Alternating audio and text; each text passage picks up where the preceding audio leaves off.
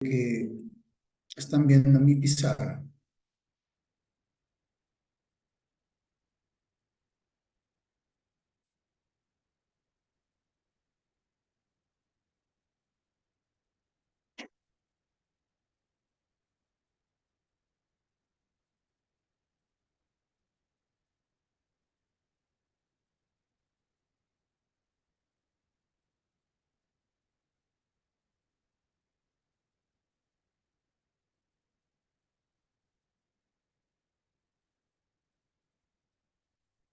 Muy bien, jóvenes, entonces ya estamos observando en nuestra pizarra un material relacionado al deterioro ambiental. Bien, vamos a empezar a definir qué cosa es deterioro ambiental. Bueno, el verbo deteriorar significa desgastar, acabar, envejecer, destruir, dañar, perjudicar, degradar.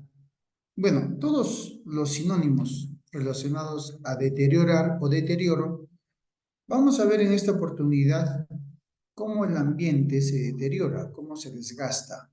Más que todo, vamos a ver la actividad del hombre. Entonces, definamos rápidamente qué cosa es deterioro ambiental. Es el deterioro del ambiente. Es el agotamiento de los recursos como el aire, el agua y el suelo.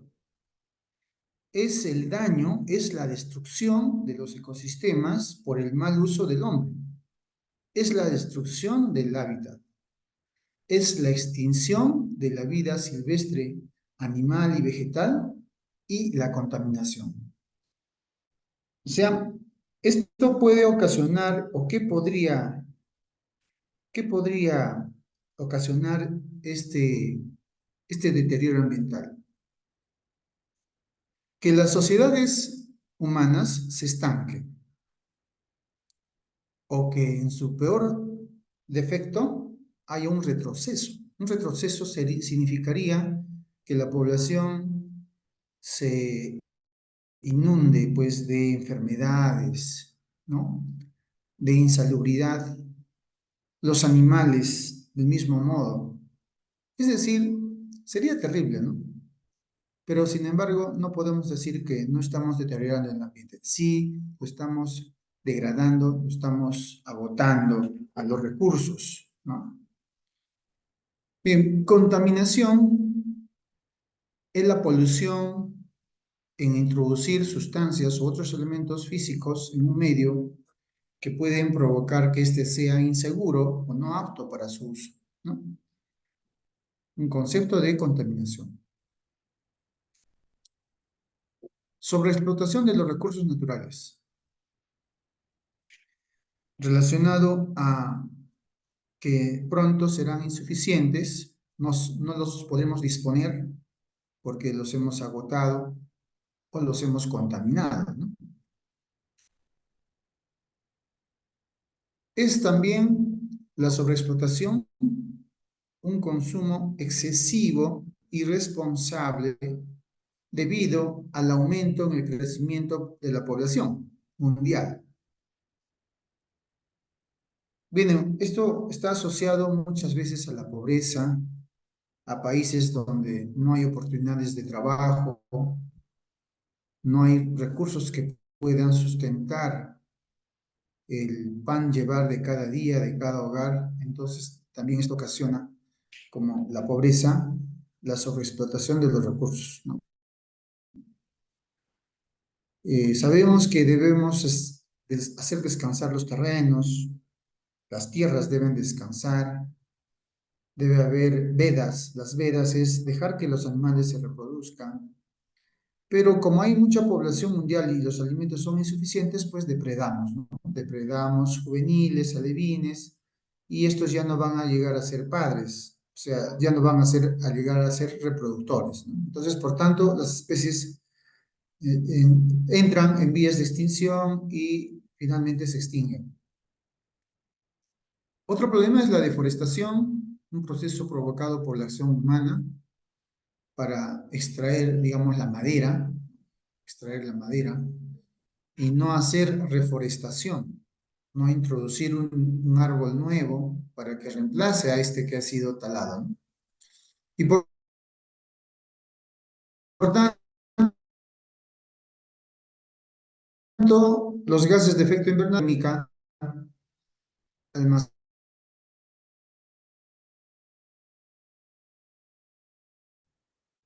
bien, entre otras cosas, pues son problemas a nivel mundial. Pero vamos a analizar bien tres problemas ambientales en este caso. Vamos a empezar con el efecto invernadero y el cambio climático. Estos procesos son naturales. El efecto invernadero y el cambio climático son efectos naturales.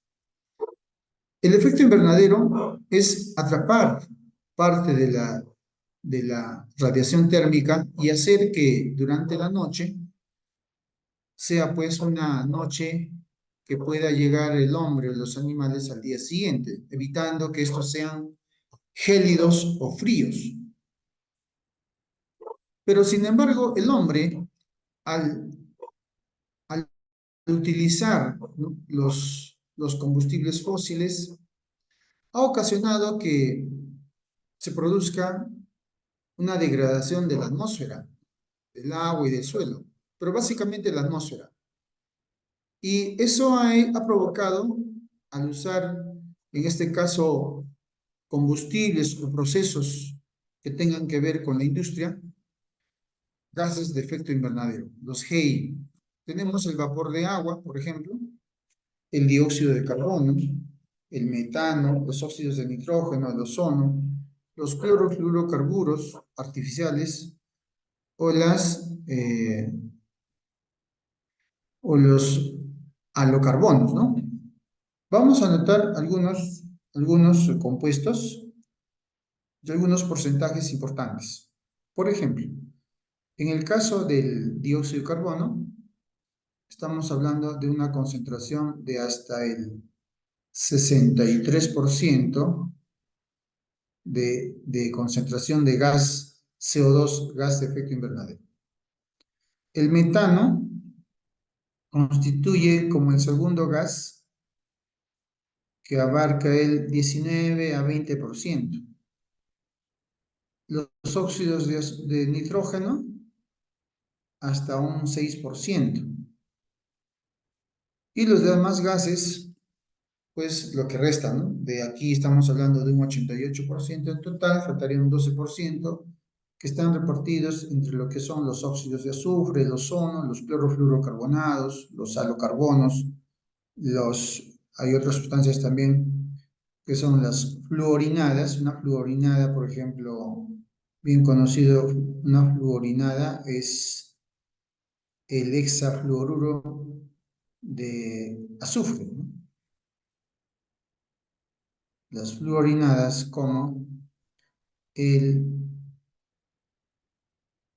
hexafluoruro de azufre, ¿no? Entonces, todos estos gases lo que van a hacer es retener calor, ¿no? Retener calor que libera el suelo. Obviamente que el sol, al emitir sus radiaciones infrarrojas, ¿no?, estas tienen que rebotar y regresar al sol.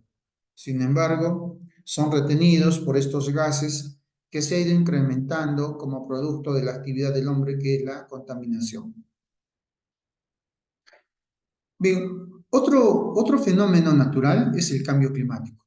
Digo que es natural porque el cambio climático se ha presentado incluso antes de la revolución industrial. Estamos hablando incluso de la época primitiva, cuando evolucionaba el hombre. En este caso, los hombres neandertales sufrieron grandes glaciaciones, bajas de temperatura, y que ellos pues soportaron, ¿no?, se adaptaron, y otros sucumbieron a ese cambio climático brusco. Sin embargo, las glaciaciones no eran frecuentes. Vamos a decir que no eran pues cada 10 años, 5 años, ¿no?, cada año, sino se daba dentro de cientos o miles de años, ¿no? Y ese es el cambio climático, ¿no? Es un cambio del clima inesperado, un fenómeno natural que se ha dado. Sin embargo, el cambio climático ha sido acelerado por la quema de los combustibles fósiles, por la quema de la cubierta vegetal, y eso ha alterado las estaciones, ¿no? Ahorita, por ejemplo, estamos en verano, ¿no? Se supone que desde diciembre debió de llover porque se incrementaron las temperaturas, sin embargo, no hubo lluvias. Últimamente se están presentando estas lluvias con cambios bruscos, con precipitaciones fuera de lo normal, ocasionando grandes problemas, ¿no? En las ciudades o en los ecosistemas naturales. Entonces, estos eventos meteorológicos que son muy severos, muy drásticos, podrían ocasionar como lo que ocurrió hace 15 días, que no había agua.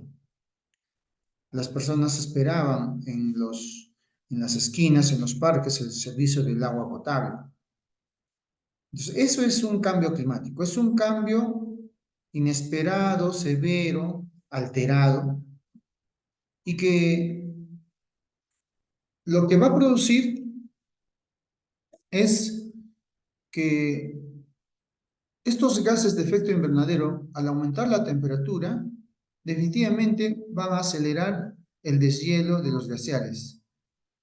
Y el deshielo de los glaciares implica también el aumento en los niveles de los océanos. Se predice, por ejemplo, que en España, ¿no? Hay unas islas que poco a poco fueron ya subiendo el nivel del mar y se calcula que al 2050 estas desaparecerían. La península ibérica, ¿no? Refieren a la península ibérica y que esta desaparecería totalmente al 2050. Bien, entre estos dos fenómenos, el cambio climático y el efecto invernadero, entonces van a afectar definitivamente un aumento de temperatura en el planeta, conocido como calentamiento global.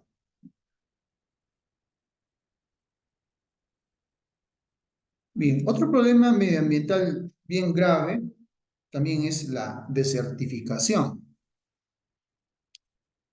¿Pero qué es desertificación? Desertificación no es que solamente tú veas un desierto y dices, eso es desertificación, ¿no?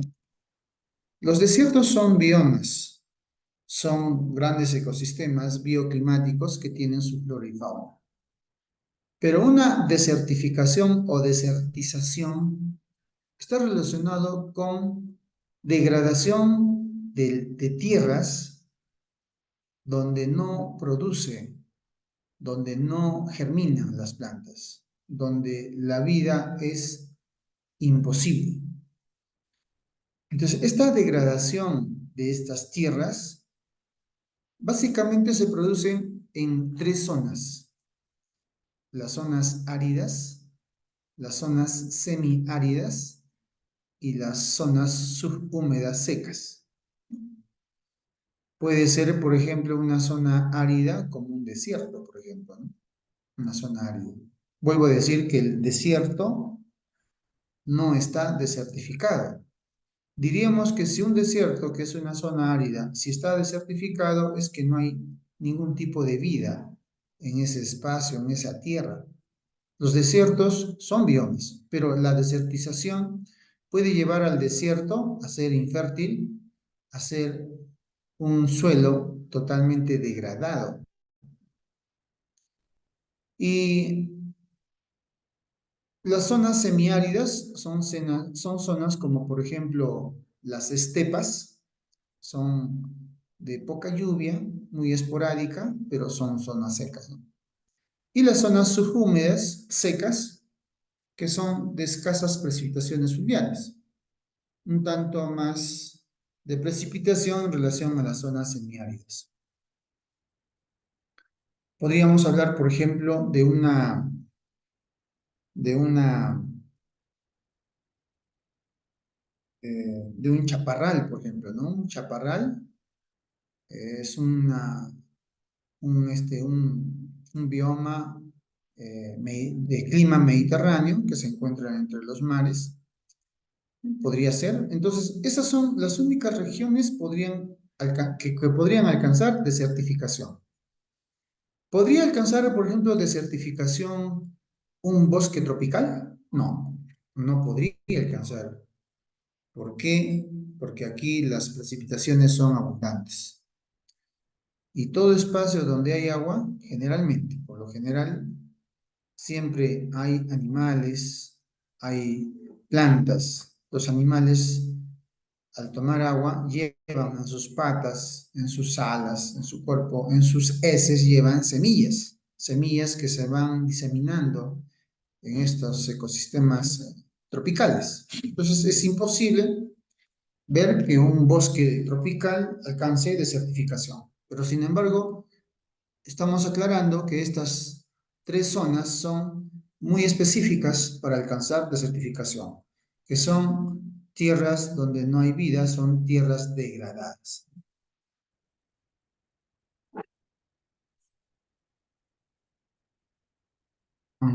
Ahora que sacaron una ley, bueno, las leyes de hoy en día han ido de alguna manera mejorando, pero todo lo que está escrito en una constitución como ley es letra muerta. Las leyes en nuestro país son un saludo a la bandera. Es, eh, es en muchos de estos casos empresas transnacionales que explotan, ¿no?, la madera, pero hay un plan de reforestación. Al mismo tiempo de deforestar, viene la reforestación, de reemplazar el árbol podado, cortado, por otro árbol, por un plantín de un árbol, ¿no?, para que con el tiempo este vuelva a reforestarse. Hay muchas áreas en nuestro país donde no se reforesta, simplemente hay extracción de madera, hay extracción y hay tala de indiscriminada y se calcula mucha pérdida, ¿no? Mucha pérdida de bosques. Entonces, también la desertificación hace referencia a la invasión de tierras por las dunas. Estos son fenómenos naturales, y también la vulnerabilidad de estos ecosistemas de zonas secas, que podría estar asociado a un cambio, a una variación climática. De pronto deja de llover en estas áreas, por tanto va a acarrear una desertificación al no haber agua. El agua siempre va a permitir que la vegetación se disponga, ¿no?, a que haya presencia de insectos, de aves, y estos traigan semillas, ¿no? Y como les decía, muchas veces al defecar sus heces estos animales y no poder destruir las semillas de los frutos o semillas que comen, en algunos casos estos se entierran, y si hay presencia de agua, pues estos germinan y entonces empieza la sucesión primaria, ¿no?, de un ecosistema. Bien, ¿cuáles son las causas de la desertificación? Una de las principales causas es por la actividad humana. El hombre realiza una actividad que se llama la deforestación, ¿no? Debido a la tala de árboles y arbustos por su valor maderero, entonces hay una deforestación, ¿no? Esto se entiende como deforestación. ¿Qué es deforestación? Deforestación es la extracción o remoción de la cubierta vegetal, dejando a una tierra sin vegetación. Entonces, esto está asociado al valor maderero que representan los árboles, ¿no?, o a la introducción de una agricultura exótica, una agricultura donde reemplazar matorral o pastizal o estrato arbóreo, introducir, por ejemplo, cocaleros, introducir cultivos que no son endémicos, sino son exóticos, introducidos porque quiere, quiere obtenerse mayor riqueza debido a que esos cultivos van a generar mayor ganancia. Y en algunos casos no funciona, entonces, como no resulta, abandonan esta deforestación, esta remoción de cubierta vegetal y se queda desertificado. Entonces, a eso se conoce como desaparición de la cubierta vegetal que mantiene la capa fértil del suelo para introducir una agricultura intensiva. Esto está asociado a introducir una agricultura intensiva y exótica. El término exótico significa que no es endémico, que no es del lugar, es una especie introducida. Y el otro factor importante también en la deforestación viene a ser esto que se llama el sobrepastoreo. El sobrepastoreo se refiere a la sobrecarga o excesiva carga animal o ganadera. Sabemos muy bien que en las regiones andinas o en las regiones de selva, los animales al comer la vegetación responden a un límite de individuos que existen. Pero cuando ya introducimos unas prácticas de ganadería intensiva por obtener mayor lana, mayor cantidad de cueros, mayor carne, mayor producción de leche, lo que hacemos es sobrecargar, aumentar las cabezas de ganado y eso provoca de que la vegetación, el pasto que resiste a un número de individuos, este pueda socavar hasta el cuello de la raíz, dejando los montes que cuando en un inicio iba una, un número específico de ganado, de cabezas de ganado, pues de pronto esto se duplica o triplica y lo que van a producir es mayor peso sobre la vegetación, excesiva eh, comida de los tallos de las plantas, llegando al límite de dejar solamente ya raíces, ¿no? A punto de comer tierra el ganado. Entonces, cuando se retira el ganado, el sol sobrecalienta el suelo, provoca una deshidratación de las raíces y por tanto estas se secan. Y por tanto ya se manifiesta la desertificación, ¿no? Entonces, eso es lo que produce debido a estas causas, ¿no? Que generalmente vamos a entenderlo como actividad humana, ¿no? La actividad humana. Y otra causa de la desertificación también viene a ser lo que se conoce como la contaminación, ¿no? La contaminación ambiental. En forma genérica, nosotros sabemos que hay mucha minería, tanto informal como formal, pero en la mayoría de los casos estos sistemas productivos van a ocasionar que residuos de actividad minera o de actividad agrícola o ganadera intensiva eliminen los residuos al ambiente. En un caso ejemplo es los relaves mineros. Un relave minero lo primero que hace es contaminar el agua, pero el agua arrastra a través de los riachuelos hacia los campos de cultivo, dañando, alterando el pH del suelo, ¿no? Un ejemplo, los relaves mineros, como parte de la contaminación ambiental por actividad humana. Bien, vamos a ver ahora las variaciones climáticas. Una variación climática son muy esporádicas. Estas podríamos decir que no están producidas directamente por el hombre, a no ser que se intensifiquen, a no ser que haya un cambio climático, como lo que sucede ya a partir del siglo XIX, bruscamente, ¿no? Cambios intensivos. Pero las variaciones climáticas también se han dado en forma natural.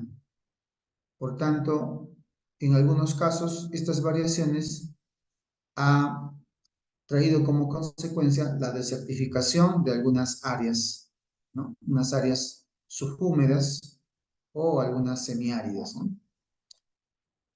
Pero estas variaciones climáticas son fenómenos naturales, pero la actividad humana es lo que hemos hablado de la contaminación ambiental, de la agricultura intensiva y exótica, de la deforestación y el sobrepastoreo que está relacionado con la ganadería intensiva. Bien, ¿cuáles serían las consecuencias de la deforestación? En primer lugar, la pérdida de las especies animales y vegetales. ¿Eso qué significa? Esto significa que al quitar vegetación, cubierta vegetal de pastizal o pajonal, o quitar los árboles resultan siendo el hábitat de muchos insectos, de aves, de reptiles, de mamíferos, como como su hábitat y teniendo un nicho ecológico. Al no tener hábitat y no tener nicho, ellos tienen que ir a ocupar otros espacios. Y en ese proceso de adaptación, muchas veces pierden la vida. Entonces, estas especies se van perdiendo y lo que conllevaría a lo que conocemos extinción de especies. Si nosotros vamos a perder animales o vegetales, lo que vamos a conllevar es a la extinción de especies. ¿Debido a qué? A la pérdida de nuestra biodiversidad por la extracción de árboles, de pastizales que eran los hábitats y los nichos que ocupaban ciertos animales y plantas, ¿no? Otra consecuencia grave viene a ser la disminución de la producción agrícola. Si los suelos son explotados en una agricultura intensiva, donde se introduce maquinaria agrícola, agroquímicos, lo que vamos a hacer es que los suelos se van a ir erosionando, van a ir desgastando sus nutrientes, introduciendo especies que acumulan o absorben nutrientes fuera de lo normal, ocasionando una pérdida o deterioro de esos nutrientes, conocido como erosión del suelo. Y por tanto, a la larga, los suelos se van a convertir en suelos infértiles, suelos donde vamos a introducir semillas y no van a germinar. Y si germinan, pues van a morir las plantas porque no va a poder resistir una absorción de nutrientes necesaria para cumplir su ciclo vital. Entonces, al debilitarse la planta, no encontrar nutrientes en el suelo, pues estas se secan y mueren. Eso también podría ocasionar a nivel mundial la inseguridad alimentaria. En el mundo, entonces, vamos a tener espacios de tierras infértiles que no producen nada. Y es el caso de los países industrializados. En algunos de estos no hay áreas agrícolas, no hay áreas verdes. Entonces, ¿cómo se alimentan? Ellos importan los productos. Nosotros, como un país sudamericano, exportamos también alimentos a esos países. De pronto, Para esos países, lo que les garantiza es su desarrollo, ¿no? Su riqueza económica, para que puedan comprar nuestros alimentos. Pero si de pronto en nuestro país los alimentos empiezan a reducir su producción o a desaparecer, eso va a crear hambruna a nivel mundial, por tanto, un retroceso de del desarrollo de las sociedades humanas, ¿no? Entonces, esta consecuencia es terrible. Hace un tiempo ocurrió, por ejemplo, un conflicto entre Rusia y Ucrania. Estos países tienen algunos alimentos que producen en gran cantidad, son únicos y ha creado pues sierra o brechas de comercio de alimentos. Eso ha afectado a nivel mundial porque escasean los derivados que pueden producir esta materia prima, ¿no? Que es la harina de trigo, de donde se fabrican pues los fideos, el pan, las tortas y todo lo que es eh, eh, hecho de harina, ¿no? Entonces, si de pronto los suelos son infértiles, entonces, ¿qué va a pasar en el mundo? Pues el mundo se va a desesperar, no va a tener que comer. Sin embargo, en nuestro país, en muchos casos, en nuestras zonas donde no son muy intervenidas, ahí es donde no les ha afectado el precio de la harina, ¿no? Del pan, porque ellos comen maíz, por ejemplo, maíz tostado, hacen panes de maíz, ellos comen, por ejemplo, papa, ¿no?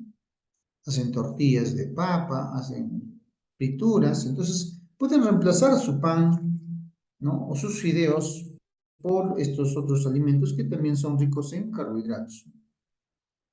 Pero si hablamos de las ciudades, como por ejemplo Arequipa, Lima, estas no resistirían. Definitivamente, ¿qué haríamos? Tendríamos que ir a esas zonas agrícolas, ¿no? A conseguir alimentos, a comprar alimentos, a valorar recién, ¿no? Nuestra producción, que puede reemplazar a la harina de trigo, porque es muy cara, ya el dinero no va a alcanzar. Alteración de los recursos naturales. Pues los recursos naturales, como los recursos madereros, alimenticios, como los recursos minerales, etcétera, pues se van a ver afectados, más que todo los que crecen en tierra, ¿no? Y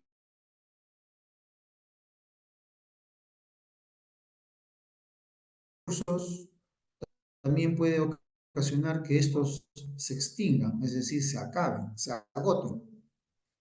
Y por ello demandaría un incremento en el costo de los productos derivados, ¿no? De la manufactura de estos recursos naturales. Entonces se alteraría muchos aspectos, ¿no? De lo que es materia prima en cuanto a los recursos que pueda tener un país, ¿no? Y finalmente va a ocasionar también la intensificación de las consecuencias del cambio climático. Cuando decimos intensificación, nos referimos a que estos cambios de temperatura, de calor o de frío van a ser más intensos, más variables, más frecuentes. Y es lo que estamos observando muchas veces. De pronto hace frío, de pronto hace calor, de pronto llueve, y eso, estamos hablando de hace muchos años, pues eso no ocurría. Esto más se presenta desde que se dio la revolución industrial, más o menos desde mediados del siglo XIX. Estamos hablando de los años 1800. Desde esos años empezaron a intensificarse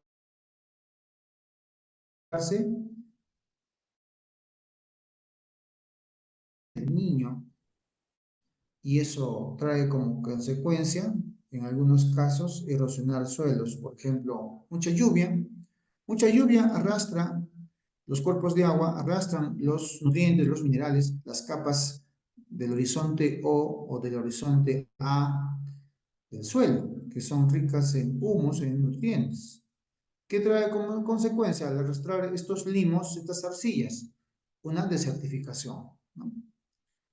lo que antes era una chacra, lo que antes era una, una hacienda, pues los ríos arrastran los nutrientes, que en este caso se llaman las arcillas o los suelos humíferos, pues y lo dejan pobre, con piedras, ¿no? O con arena. Entonces, esa intensificación en los cambios de la temperatura del clima, pues eso se ve afectado por la desertificación, ¿no? Bien, ahora vamos a hablar sobre lo que es la lluvia ácida. La lluvia ácida es la precipitación líquida o sólida que cae desde la atmósfera en forma de lluvia, en forma de nieve o de granizo. La nieve también arrastra óxidos de azufre, ácidos de no metales, ácidos oxácidos, que estos se habrían, ¿no?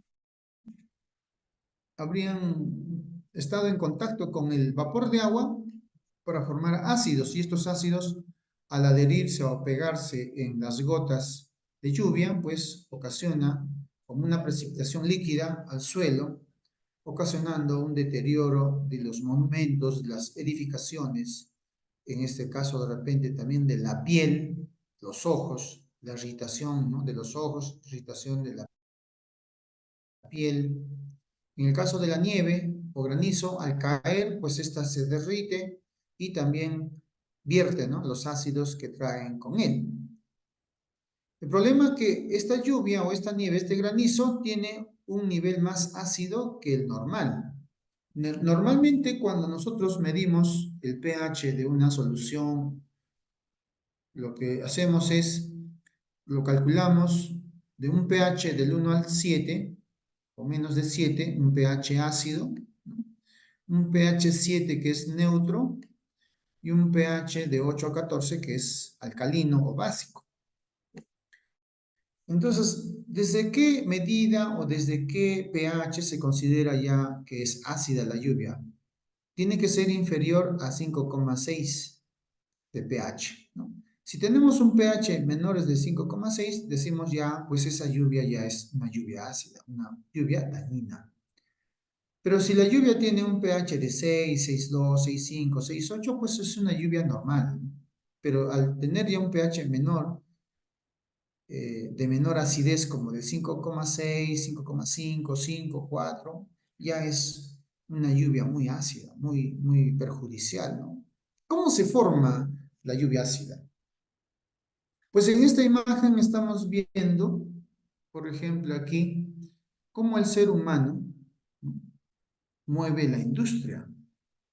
Sobre todo, como te decía, desde mediados del siglo XIX, con la revolución industrial, al hacer manufactura de la materia prima y crear artículos o objetos que tengan valor agregado, como por ejemplo máquinas, vehículos, ¿no? Objetos de plástico, utensilios, accesorios, etc.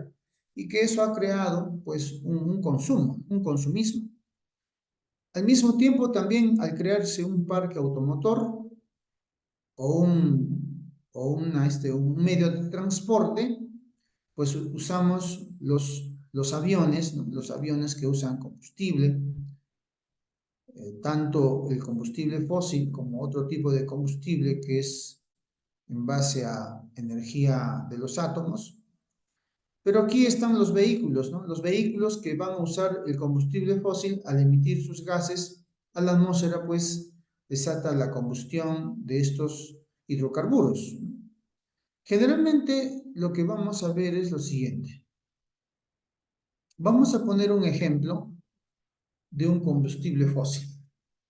Por ejemplo, vamos a agarrar el petróleo. Vamos a poner acá petróleo. Petróleo. El petróleo es un combustible fósil. Este petróleo, ¿qué tiene en su composición?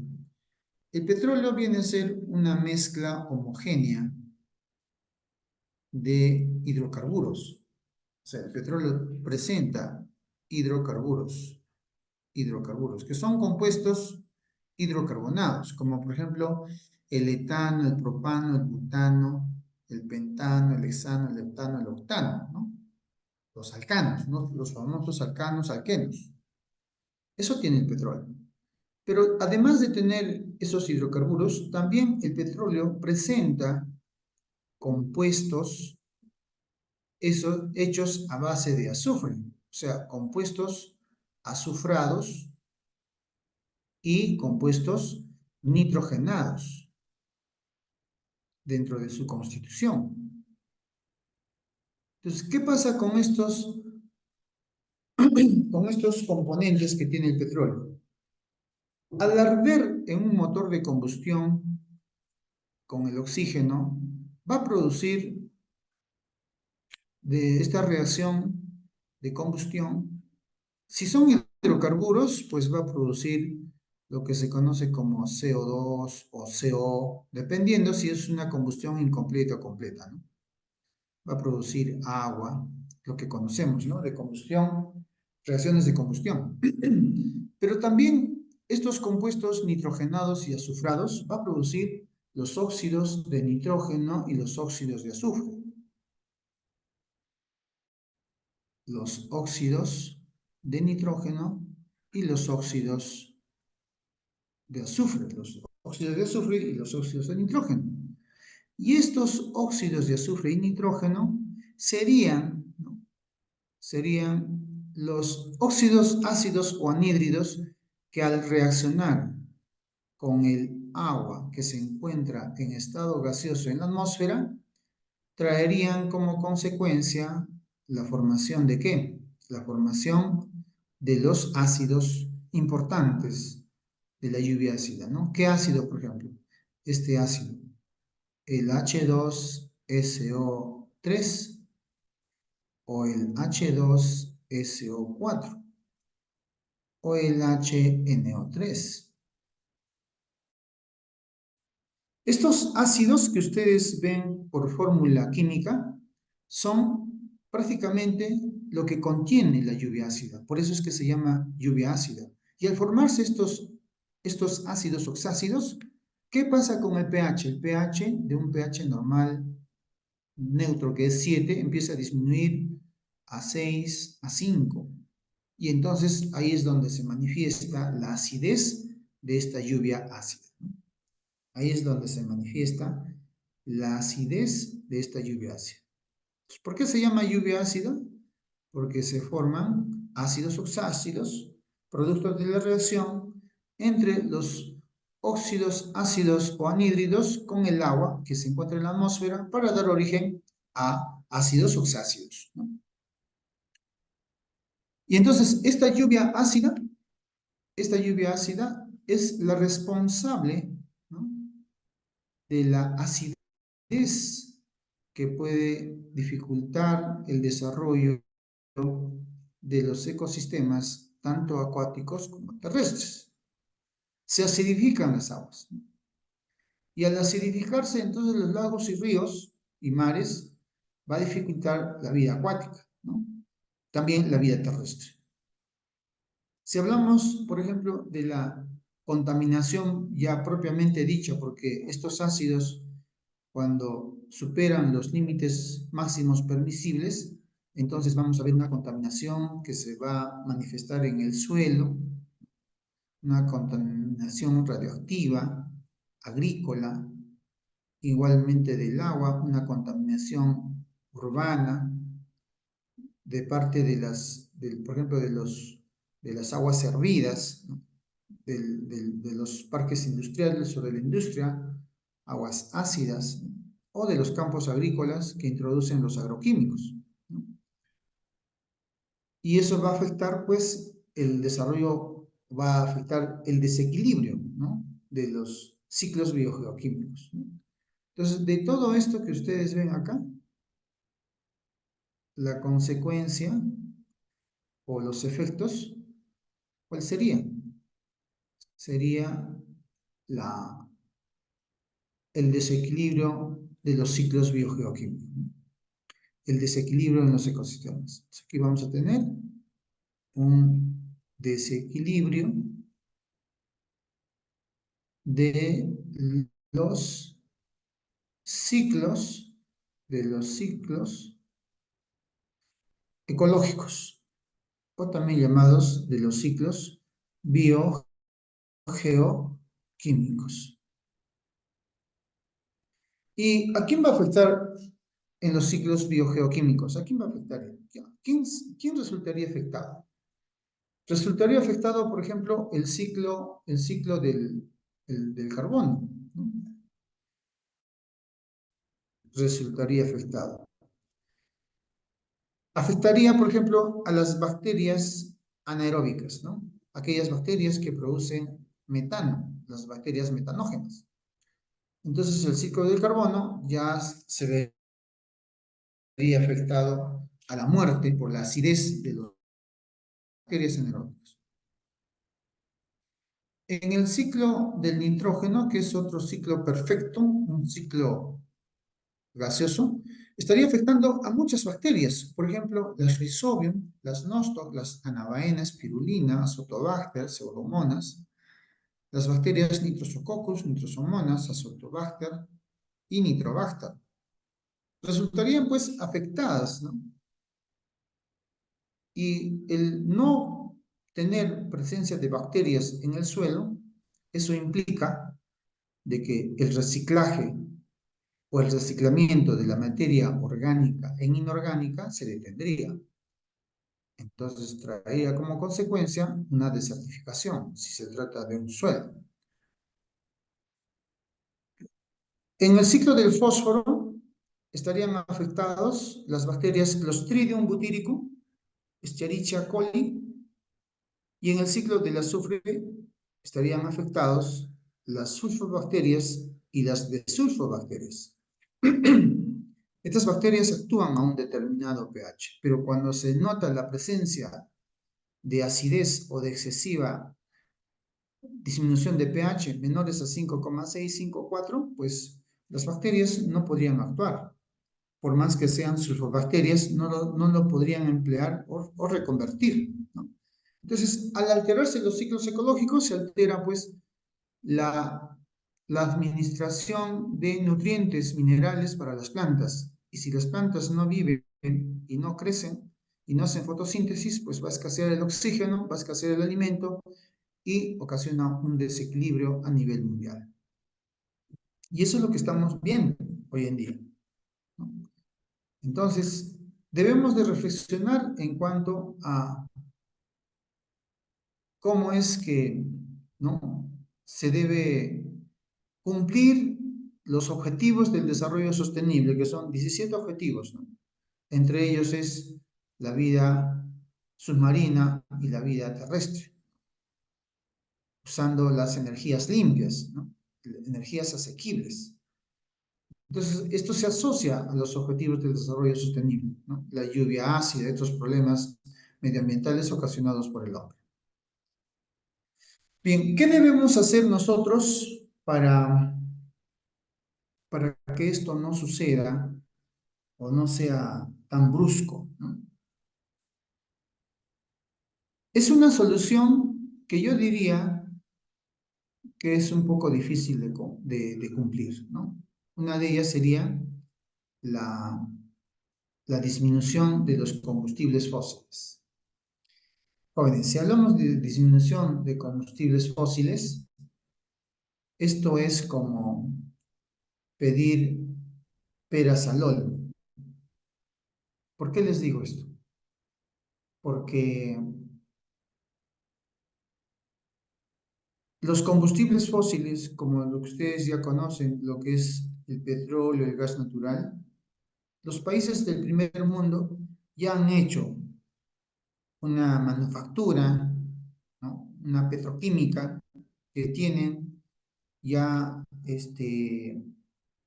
producto del cracking, derivados que son útiles para su riqueza económica, para vender a los países para el transporte aéreo, marítimo y terrestre. Entonces, si no usamos combustibles fósiles, en realidad no vamos a usar vehículos de esa naturaleza. Entonces, una de las soluciones posibles sí podría ser esto que dice el usar un transporte eléctrico. De pronto, estas empresas a nivel mundial que producen derivados del petróleo y que producen manufactura de vehículos, tendrían que cambiar a un transporte eléctrico. Y eso puede ser posible, ¿no? De algunos países que pueden crear vehículos eléctricos sin usar la gasolina, ¿no? Pero eso también acarrearía que los países del primer mundo obstaculicen, ¿no? el- el- la, ¿no? la iniciativa de usar un transporte eléctrico. Otra también podría ser el uso también de las bicicletas. Las bicicletas, claro, tendría que ser en países donde hayan ciclovías, ¿no? En Arequipa han intentado, ¿no?, disminuir el parque automotor con las ciclovías, pero eso no ha sido posible porque nuestro planeamiento de desarrollo no tiene estrategia, no es estratégico, ¿no? Las calles son angostas que no permiten que haya una ciclovía. Y entonces esas ciclovías se han destruido, hoy en día ya no existe ninguna. Bien, entonces con esto concluimos esta preparación que ustedes han ido recibiendo hasta esta semana 11. La semana siguiente vamos a continuar con lo que se llama un repaso, ¿no?, de los temas. En el colegio, bueno, en el colegio no, en la academia, habíamos tratado este tema y quería compartirlo con ustedes, ¿no?, de una pizarra que hice y donde estoy pues mencionando, haciendo un resumen de lo que representa, ¿no?, el tema, ¿no? El deterioro ambiental, así lo he definido como el daño y desequilibrio que ocasiona el hombre para satisfacer sus necesidades, ¿no?, que podría ocasionar el estancamiento y retroceso en el desarrollo de las sociedades humanas.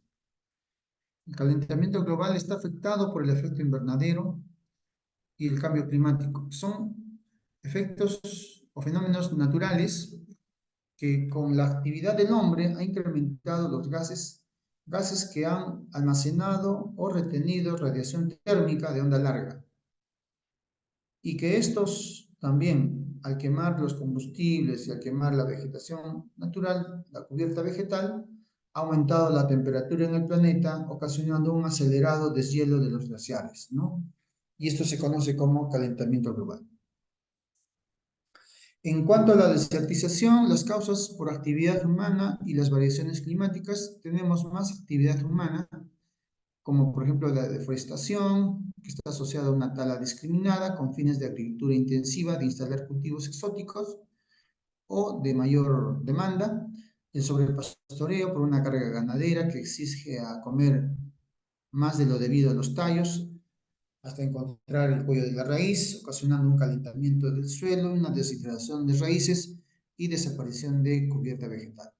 La agricultura intensiva es la introducción de especies exóticas con tecnologías agrícolas de repente inadecuadas, y la contaminación ambiental como los relaves o el uso de los agroquímicos. Consecuencias: la pérdida de la biodiversidad, que trae como consecuencia la extinción de especies, la erosión del suelo, la disminución en la producción agrícola y la inseguridad alimentaria y la intensificación del cambio climático. Finalmente, la lluvia ácida consiste en una precipitación líquida o sólida con un nivel más ácido de lo natural, ¿no?, menores a 5,6 de pH. ¿Cómo se forma o cuáles son las causas de la lluvia ácida? Pues la quema de los combustibles fósiles, como el petróleo, que tiene compuestos azufrados o nitrogenados y ocasiona unos óxidos ácidos o anhidrios que, al mezclarse con el agua, que se encuentra en estado de vapor en la atmósfera, pues ocasiona la formación de estos ácidos fuertes, ¿no? Y eso se conoce como la lluvia ácida. Efectos o consecuencias: la acidez pHs menores a 7, como el 5,6, que ya es una extremidad. La contaminación que va a afectar los ciclos biogeoquímicos. Y la solución sería disminuir el uso de estos combustibles fósiles o usar el transporte eléctrico. Bien, eso es todo de mi parte, jóvenes. Yo les deseo siempre que tengan esa inquietud, esa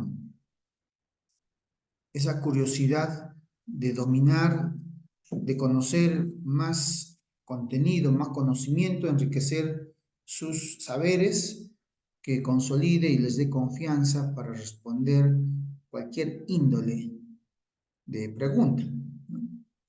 Desearles que sigan preparándose. La siguiente semana vamos a hacer una un repasito de los temas que podrían ser causa, ¿no? de tomar un examen de admisión. Una miscelánea, ahí está, Julio, una miscelánea, correcto. Las fijas, ahí están las fijas. Ya, chicos, esperemos que Dios me ilumine y me diga, profesor Brian, para biología estas son las fijas. Y entonces, si logramos eso, entonces estaré dándoles esas fijas, ¿no? Con la experiencia y con la bendición de Dios, pues ojalá que me dé esa, ¿no? esa posibilidad de dar esas fijas, ¿no? Esas fijas. Muy bien, ahora, si tienen ustedes su guía de la semana 11, deterioro ambiental, pues les voy a pasar las respuestas de las preguntas de la 1 a la 19. Entonces quisiera, por favor, que anoten. ¿Listos para poder marcar sus respuestas? ¿Les dicto? Ya. Entonces, como ya están listos, vamos a la pregunta número 1. La pregunta número 1 es beso. La 2 es duro. La 3 es beso. La 4 es cosita. La 5 es enano. La 6 otro enano. La 7 es cosita. La 8 es duro. La 9 es amigo. La 10 es cosita. La 11 enano. La 12 otra cosita. La 13 es beso. La 14 es duro. La 15 es amigo. La 16 es cosita. La 17 es durito. La 18 es amigo. Y la 19 es cosita. Bien, chicos, entonces repasen, comprueben sus respuestas, autoevalúense con esas claves de respuestas, a ver cuántos le atinan de lo que se relaciona a este tema de los problemas medioambientales. Bien, un abrazo, cuídense, chicos, que tengan un buen fin de semana. Mañana les deseo que les den bien su simulacro. Tengan fe, confianza, relájense para dar un buen examen. ¿Ya? Adiós, pues, adiós, chicos. Bye, bye. Hasta luego, profesor.